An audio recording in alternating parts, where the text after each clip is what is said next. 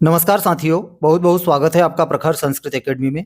और आज की क्लास में हम अध्ययन करेंगे वस्तुनिष्ठ प्रश्नों का। वस्तुनिष्ठ प्रश्नों के अंतर्गत हम साहित्य से संबंधित और व्याकरण से संबंधित क्वेश्चन आंसर देखेंगे।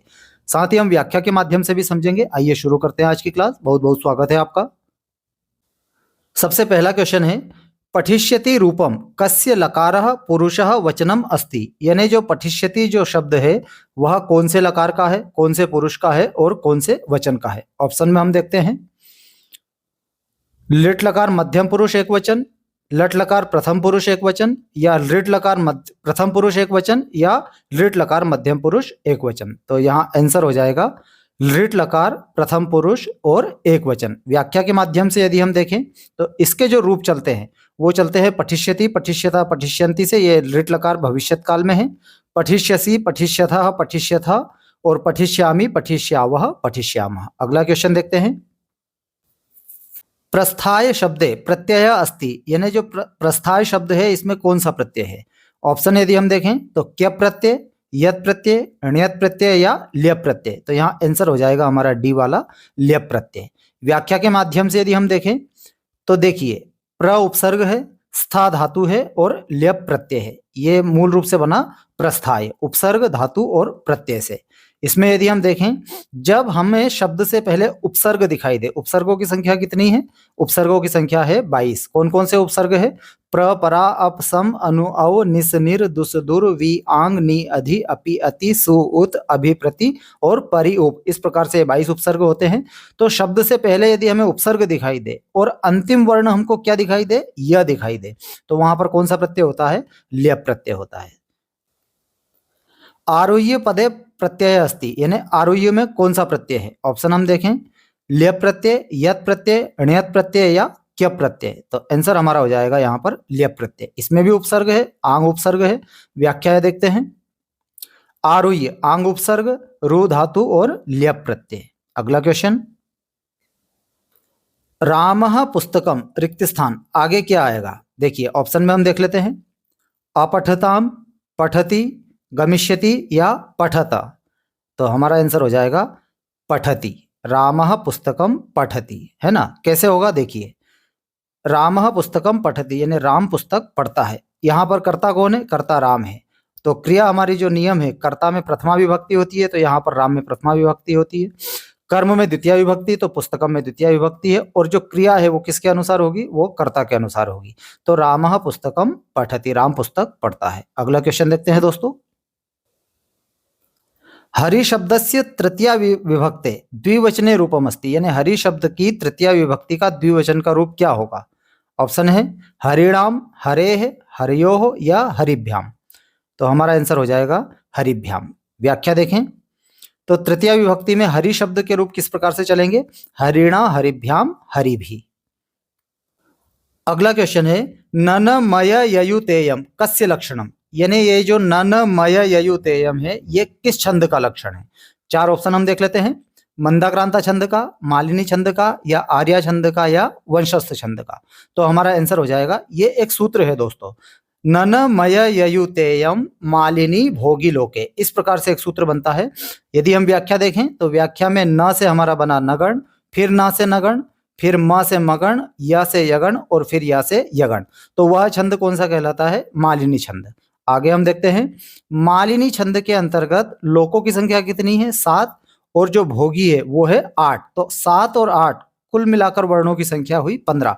यानी एक चरण में 15 वर्ण होते हैं। तो 4 चरण होते हैं, तो चारों चरणों मिलाकर कुल वर्णों की संख्या हो गई 60। तो मालिनी छंद में कुल वर्णों की संख्या है 60। उम्मीद कर रहा हूं दोस्तों आपको वीडियो अच्छा लग रहा है। यदि वीडियो अच्छा लग रहा है तो वीडियो को लाइक कीजिएगा दोस्तों, चैनल भी सब्सक्राइब कीजिएगा। हमारे वस्तुनिष्ठ प्रश्नों की श्रृंखला इसी प्रकार से आगे और भी क्वेश्चन का हम अध्ययन करेंगे। अगला क्वेश्चन हम देखते हैं, भवन्ति नम्रास्तर्वः फलोद्गमः इत्यस्मिन् पदे छंदः अस्ति। यानी ये जो श्लोक है इसके अंतर्गत कौन सा छंद है, इस श्लोक में कौन सा छंद है। ऑप्शन हम देखें, वसंत तिलका, आर्या, मालिनी या वंशस्थ। आंसर हम देख लेते हैं, तो यहाँ पर वंशस्थ छंद है। किस प्रकार से है, व्याख्या में हम समझते हैं। सूत्र है, वंशस्थ छंद का जो सूत्र है वह है जतो तु वंशस्थ मुदिरीतम जरो। यानी जगण और तगण, इसके बाद जगण और रगण, ये यहाँ पर गणों की संख्या होती है। तो वंशस्थ छंद के प्रत्येक चरण में कितने वर्ण होते हैं? 12 वर्ण होते हैं, और 4 चरण मिला के कुल वर्णों की संख्या हो गई 48। तो वंशस्थ छंद में कुल वर्णों की संख्या है 48। अब 12 वर्ण हम देख लेते हैं एक बार। 1, 2, 3, 4, 5, ये आधा सा ये नहीं आएगा, वर्णों में नहीं आएगा ये, है ना। इसके बाद 6, 7, 8, 9, 10 और ये 11 और ये 12। तो वंशस्थ छंद में कुल वर्णों की संख्या हो गई 48 और एक चरण में वर्ण हो गए 12। अगला क्वेश्चन देखते हैं। छंदोनुशासनम कस्य कृति, यानी छंदोनुशासन किसकी कृति है? ऑप्शन है कालिदास की, मदन की, हेमचंद्र की या बाणभट्ट की। तो आंसर हो जाएगा हमारा सी वाला, हेमचंद्र की। छंदोनुशासन हेमचंद्र की रचना है। अगला क्वेश्चन। मगणस्य रूपम अस्ति, यानी जो मगण है उसका रूप क्या होगा? ऑप्शन में हम देख लेते हैं। सर्वगुरु, सर्वलघु, आदि गुरु या आदि लघु। यानी मगण में सभी वर्ण गुरु होते हैं या सभी वर्ण लघु होते हैं, या पहला वर्ण गुरु होता है या पहला वर्ण लघु होता है। तो हमारा आंसर हो जाएगा ए वाला, सभी वर्ण वहां पर गुरु होते हैं। व्याख्या भी हम देख लेते हैं। देखिए सूत्र है, गणों को बनाने का एक सूत्र है, यमाता राजभान सलगा। जब हम छंद की क्लास हमारी चालू होगी तब हम वहां पर मैं आपको बताऊंगा छंद निर्माण किस प्रकार से होता है। तो यहाँ पर एक गण में 3 वर्ण होते हैं। तो ये जो मगण है 3 वर्ण, ये भी गुरु, ता भी गुरु और रा भी गुरु। तो यहाँ पर माँ तारा इस प्रकार से बना और तीनों वर्ण जो हो गए गुरु। तो आंसर हमारा हो जाएगा ए वाला, सभी वर्ण गुरु होते हैं। अगला क्वेश्चन है। मृषा अव्यय शब्द से अर्थ अस्ति, यानी जो मृषा है ये अव्यय है, और इस अव्यय शब्द का अर्थ क्या है? 4 ऑप्शन हम देख लेते हैं। शीघ्र या मौन उच्चारण, झूठा या सर्वे। तो हमारा आंसर हो जाएगा मृषा का अर्थ होता है झूठा। अब इन दोनों का अर्थ भी हम समझ लेते हैं। उपांशु, उपांशु का अर्थ होता है मौन उच्चारण, और आशु, आशु का मतलब होता है शीघ्र। अगला क्वेश्चन है। अधिशिंस्थासाम कर्म सूत्रस्य उदाहरणम अस्ति, यानी इस सूत्र का उदाहरण कौन सा है? ऑप्शन में हम देखते हैं। वयम भारते वसामः, वयम भारतम अधितिष्ठामः, वयम भारताय यजामः या वयम भारतस्य नागरिकाः। तो देखिए यहाँ पर सही आंसर हो जाएगा वयम भारतम अधितिष्ठामः। सूत्र का क्या मतलब है? यानी अधि उपसर्ग पूर्वक शी धातु, स्था धातु और आस धातु के योग में कर्म संज्ञा होती है। यानी ये धातुएं आ जाए और उसके पहले यदि अधि उपसर्ग हो जाए तो वहां पर क्या कर्म संज्ञा होती है। तो यहाँ पर जो है स्था धातु आई है। देखिए ये जो तिष्ठाम है, यदि हम देखें इस सूत्र के द्वारा कर्म संज्ञा होती है। ये जो स्था धातु है इसके जो रूप चलते हैं वो तिष्ठ से चलते हैं, तिष्ठति, तिष्ठता, तिष्ठन्ति से। और लिट लकार में स्थास्यति, स्थास्यता, स्थास्यन्ति, इस प्रकार से इसके रूप चलते हैं। तो तिष्ठ धातु के पूर्व अधि उपसर्ग आया, इसलिए यहाँ पर इसकी कर्म संज्ञा हुई, और कर्म संज्ञा होने के कारण यहाँ पर भारतम आया। तो आंसर हमारा हो जाएगा वयम भारतम अधितिष्ठामः। अगला क्वेश्चन देखते हैं। सहयुक्ते प्रधाने विभक्ति अस्ति, यानी सहयुक्ते प्रधाने में विभक्ति है। तृतीया विभक्ति, पंचमी विभक्ति, चतुर्थी विभक्ति या प्रथमा विभक्ति। तो सहयुक्ते प्रधाने में तृतीया विभक्ति होती है। ए वाला ऑप्शन हमारा सही हो जाएगा। व्याख्या यदि हम देखते हैं। पिता पुत्रेण सहागता, यानी पिता पुत्र के साथ आया। यहाँ पर सह आया इसलिए यहाँ पर तृतीया विभक्ति हुई है। सूत्र होता है सह साकम समम सार्धम। ये जो शब्द आते हैं तो वहां पर तृतीया विभक्ति होती है। अगला क्वेश्चन है। बाह्य प्रयत्न कति संति, यानी बाह्य प्रयत्न कितने होते हैं? तो ऑप्शन में देख लेते हैं। 5, एकादश, त्रयोदश या सप्त। तो बाह्य प्रयत्न होते हैं 11। आंसर हमारा क्या हो जाएगा? बी वाला, एकादश। कौन कौन से होते हैं व्याख्या के माध्यम से हम देखें। बाह्य प्रयत्न एकादश यानी 11 होते हैं। विवारः, संवारः, श्वासः, नादः, घोषः, अघोषः, अल्पप्राण, महाप्राण, उदात्त, अनुदात्त और स्वरित। ये बाह्य प्रयत्न। प्रयत्न 2 प्रकार के होते हैं, एक होता है आभ्यंतर प्रयत्न और दूसरा होता है बाह्य प्रयत्न। आभ्यंतर प्रयत्न 5 प्रकार के होते हैं, स्पृष्ट, ईषद स्पृष्ट, ईषद विवृत, विवृत और संवृत। और बाह्य प्रयत्न होते हैं 11। अगला क्वेश्चन देखते हैं दोस्तों। अगला क्वेश्चन है। करिष्यति इत्यस्मिन् पदे लकार अस्ति, यानी करिष्यति में कौन सा लकार है? 4 ऑप्शन हम देख लेते हैं। लट लकार, लोट लकार, लंग लकार या लृट लकार। तो यहाँ आंसर हो जाएगा लृट लकार, यानी भविष्यत काल। व्याख्या हम देखें तो इसके जो रूप चलते हैं लृट लकार में, करिष्यति, करिष्यतः, करिष्यन्ति, करिष्यसि, करिष्यथा, करिष्यथा, करिष्यामि, करिष्यावः, करिष्यामः। अगला क्वेश्चन है, जगताम पदे विभक्ति अस्ति, यानी जो जगताम पद है इसमें कौन सी विभक्ति है? तो षष्ठी विभक्ति, द्वितीय विभक्ति, चतुर्थी विभक्ति या पंचमी विभक्ति? तो यहाँ पर आंसर हो जाएगा ए वाला, षष्ठी विभक्ति। मूल शब्द रूप है जगत, इसके रूप चलते हैं जगत, जगति, जगंती, इस प्रकार से रूप चलते हैं। व्याख्या भी हम देख लेते हैं, जगतः, जगतो, जगताम, ये षष्ठी विभक्ति में इस प्रकार से इसके रूप चलते हैं। अगला क्वेश्चन है, उपसर्ग युक्त पदम अस्ति, यानी उपसर्ग से युक्त पद है। ऑप्शन में हम देख लेते हैं, करोति, हसति, प्रहरति या अस्ति। तो उपसर्ग से युक्त पद हो जाएगा हमारा सी वाला ऑप्शन सही हो जाएगा, प्रहरति। यहाँ पर प्र उपसर्ग है, हर धातु है। यदि हम व्याख्या के माध्यम से देखते हैं तो करोति, करोति में क्री धातु है, प्रथम पुरुष एक वचन। हसति में हस धातु है, प्रथम पुरुष एक वचन। और अस्ति में अस धातु है, प्रथम पुरुष एक वचन। त्वम दुग्धम, रिक्त स्थान। ऑप्शन में देखते हैं, पीबती, पीबसी, पीबामी या अपीबत। तो देखिए सही आंसर यहाँ त्वम, ये जो है मध्यम पुरुष का एक वचन है, तो क्रिया हमारी जो है मध्यम पुरुष एक वचन की आएगी। तो बी वाला ऑप्शन सही हो जाएगा। वाक्य किस प्रकार से बनेगा, त्वम दुग्धम पीबसी, तुम दूध पीते हो। त्वम मध्यम पुरुष का एक वचन है, इसलिए क्रिया हमारी मध्यम पुरुष एक वचन की आई। अगला क्वेश्चन देखते हैं, भवतु इत्यस्मिन् पदे पुरुषः अस्ति, यानी भवतु में कौन सा पुरुष है? ऑप्शन हम देख लेते हैं, प्रथम पुरुष, मध्यम पुरुष, उत्तम पुरुष या कोई नहीं। तो ये जो भवतु है यहाँ पर आंसर हो जाएगा हमारा ए वाला, प्रथम पुरुष। व्याख्या यदि हम देखें तो ये जो भवतु है ये लोट लकार का है, इसकी मूल धातु है भू, रूप चलते हैं भव के अनुसार। और लोट लकार में किस प्रकार से चलेंगे, भवतु, भवताम, भवंतु, भव, भवतम, भवत, भवानी, भवाव, भवाम। अब देखिए उत्तम पुरुष में यहाँ पर भवाव और भवाम विसर्ग नहीं आया है, और लट लकार में यहाँ पर विसर्ग आता है, इस बात का भी आप ध्यान रखना। अगला क्वेश्चन देखते हैं दोस्तों, सेवन्ते इत्यस्मिन् पदे वचनम अस्ति, ये जो सेवन्ते है इस पद में कौन सा वचन है? ऑप्शन देख लेते हैं, एक वचन, द्विवचन, बहुवचन या कोई नहीं। तो ये जो सेवन्ते है इसमें बहुवचन आएगा, सी वाला ऑप्शन हमारा सही हो जाएगा। यहाँ पर इसकी मूल धातु हो जाएगी सेव, और इसके जो रूप चलते हैं वो चलेंगे आत्मनेय पद में। धातुएं दो प्रकार से चलती है, एक चलती है परस्मय पद में और दूसरी चलती है आत्मनेय पद में। तो ये जो सेवन्ते है ये आत्मनेय पद में है। किस प्रकार से इसके रूप चलते हैं ये भी हम देख लेते हैं, सेवते, सेवेते, सेवन्ते, सेव से, सेवे थे, सेवध्वे, सेवे, सेवावहे और सेवामहे। इस प्रकार से आत्मनेय पद में इसके रूप चलते हैं। अगला क्वेश्चन देखते हैं, कविनाम कविषु व कालिदासः श्रेष्ठः कस्य सूत्रस्य उदाहरणम अस्ति, यानी कवियों में कालिदास श्रेष्ठ है, ये किसका उदाहरण है, किस सूत्र का उदाहरण है? ऑप्शन देख लेते हैं, यतश्च निर्धारणम, षष्ठी चानादरे, यस्य च भावेन भावलक्षणम या सर्वे। तो आंसर हमारा यहाँ हो जाएगा ए वाला, यतश्च निर्धारणम। व्याख्या के माध्यम से हम समझें, जाति, गुण, क्रिया व संज्ञा के द्वारा समुदाय में से एक अव्यय का निर्धारण करने पर जहां से निर्धारण किया जाता है उसमें षष्ठी व सप्तमी विभक्ति होती है, जैसे गवाम, गोशु व कृष्णा, बहुक्षीरा।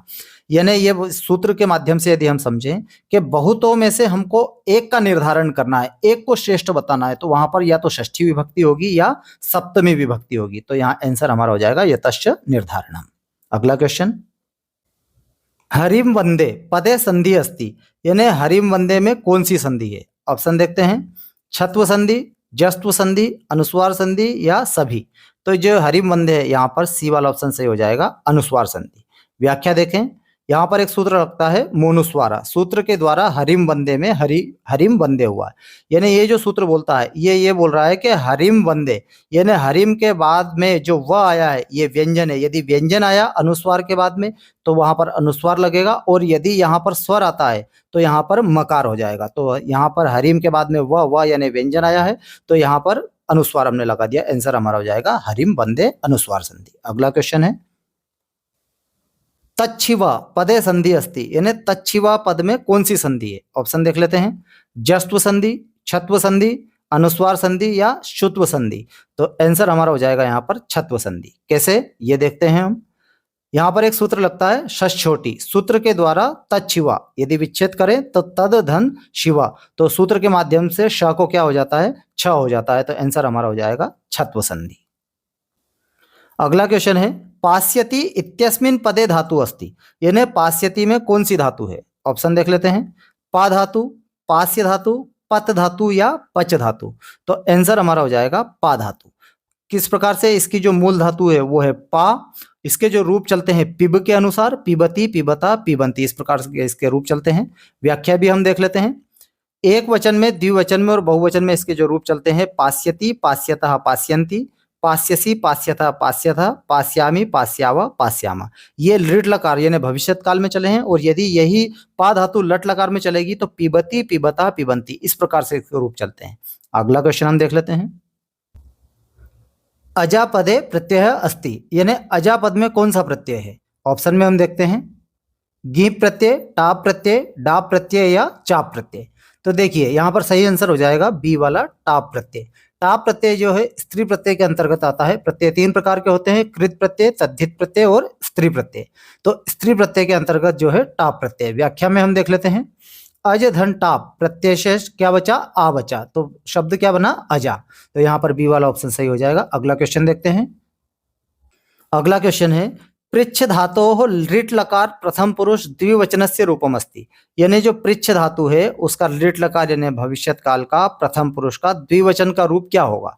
ऑप्शन देख लेते हैं, प्रक्षति, प्रक्ष्यामि, प्रक्षन्ति या प्रक्षता। तो देखिए लिट् लकार यानी भविष्यत काल में यहाँ पर आंसर हो जाएगा प्रक्षता। रूप किस प्रकार से चलेंगे? ये प्रक्षति, प्रक्षतः, प्रक्षन्ति, प्रक्षसि, प्रक्षतः, प्रक्षतः, प्रक्ष्यामि, प्रक्ष्याव, प्रक्ष्यामः। अगला क्वेश्चन है, कुमारी पदे प्रत्यय अस्ति, यानी कुमारी पद में कौन सा प्रत्यय है? चार ऑप्शन हम देख लेते हैं, गी प्रत्यय, गीश प्रत्यय, गीन प्रत्यय या टाप प्रत्यय। तो यहाँ पर आंसर हो जाएगा हमारा गी प्रत्यय। व्याख्या यदि हम देखें तो कुमार धन गीप, कुमार शब्द से गीप प्रत्यय हमने जोड़ा तो यहाँ पर बना कुमारी। अगला क्वेश्चन है, गच्छामि इत्यस्मिन् पदे पुरुष अस्ति, यानी गच्छामि में कौन सा पुरुष है? प्रथम पुरुष, मध्यम पुरुष, उत्तम पुरुष या कोई नहीं। तो गच्छामि में यहाँ पर सी वाला ऑप्शन सही हो जाएगा हमारा उत्तम पुरुष। रूप किस प्रकार से चलेंगे? गच्छति, गच्छतः, गच्छन्ति, गच्छसि, गच्छथः, गच्छथ, गच्छामि, गच्छावः, गच्छामः। अगला क्वेश्चन, श्रीमान पदे प्रत्यय अस्ति, यानी श्रीमान में कौन सा प्रत्यय है? ऑप्शन देखते हैं, मतु प्रत्यय, कत्वतु प्रत्यय, शानज प्रत्यय या कत प्रत्यय। तो आंसर हमारा हो जाएगा यहाँ पर मतु प्रत्यय। व्याख्या हम देखें, श्री शब्द में हमने मतु प्रत्यय जोड़ा तो बना श्रीमान। अगला क्वेश्चन, कृष्ण के दोनों ओर पर्वत है, यानी इसका संस्कृत अनुवाद क्या होगा? ऑप्शन में हम देखते हैं, कृष्णस्य अभितः वृक्षाः, कृष्णम अभितः गिरयः, कृष्णः गिरयः या सर्वाणि। तो हमारा आंसर हो जाएगा बी वाला कृष्णम अभितः गिरयः। क्यों? क्योंकि एक सूत्र है, अभितः, उभयतः, सर्वतः, समया, निक्षा, हा और प्रति के योग में द्वितीय विभक्ति होती है, जैसे उद्यानम, निक्षा, विद्यालय। तो यहाँ पर आंसर हमारा हो जाएगा कृष्णम अभितः गिरयः। अगला क्वेश्चन है, गमिष्यामि इत्यस्मिन् पदे पुरुष अस्ति, यानी गमिष्यामि में कौन सा पुरुष है? ऑप्शन देखते हैं, प्रथम पुरुष, मध्यम पुरुष, उत्तम पुरुष या कोई नहीं। तो हमारा आंसर यहाँ पर हो जाएगा उत्तम पुरुष। सी वाला आंसर सही हो जाएगा। व्याख्या देखें, रूप किस प्रकार से चलेंगे? गमिष्यति, गमिष्यतः, गमिष्यन्ति, गमिष्यसि, गमिष्यतः, गमिष्यथः, गमिष्यामि, गमिष्यावः, गमिष्यामः। अगला क्वेश्चन है, मोहनः गृहम रिक्त स्थान में क्या आएगा? ऑप्शन में हम देखते हैं, गच्छन्तु, गच्छतु, गच्छताम या गच्छ। तो यहाँ आंसर हमारा हो जाएगा बी वाला गच्छतु। ये जो गच्छतु है ये लोट लकार में है। व्याख्या में हम देखें तो मोहनः गृहम गच्छतु, मोहन घर जाए। इसके जो रूप चलते हैं गच्छतु, गच्छताम, गच्छन्तु से, ये लोट लकार में यहाँ प्रयोग हुआ है। तो बी वाला ऑप्शन हमारा सही हो जाएगा। अगला क्वेश्चन देखते हैं। अगला क्वेश्चन है, अयम बालकः रिक्त स्थान में क्या आएगा? ऑप्शन में हम देखते हैं, धावतः, धावन्ति, धावती या धावसी। तो देखिए ये बालकः एक वचन का है तो हमारी क्रिया भी एक वचन की आएगी। तो यहाँ पर सी वाला ऑप्शन सही हो जाएगा धावती। वाक्य किस प्रकार से बनेगा? अयम बालकः धावति, यह बालक दौड़ता है। अगला क्वेश्चन है, इयम बालिका पत्रम रिक्त स्थान में क्या आएगा? ऑप्शन देखते हैं, लिखतः, लिखन्ति, लिखसी या लिखती। अब देखिए इयम बालिका, बालिका एक वचन है तो क्रिया हमारी एक वचन की आएगी। तो डी वाला ऑप्शन हमारा सही हो जाएगा लिखती। वाक्य बनेगा, इयम बालिका पत्रम लिखती, यह बालिका पत्र लिख रही है। अगला क्वेश्चन है, विद्यालय छात्राः रिक्त स्थान में क्या आएगा? ऑप्शन देखते हैं, पठन्ति, पठति, पठसि या पठथ। अब देखिए विद्यालय छात्रा, छात्रा जो है बहुवचन का है, इसलिए क्रिया हमारी बहुवचन की आएगी। तो यहाँ पर ए वाला ऑप्शन सही हो जाएगा हमारा पठन्ति। वाक्य किस प्रकार से बनेगा?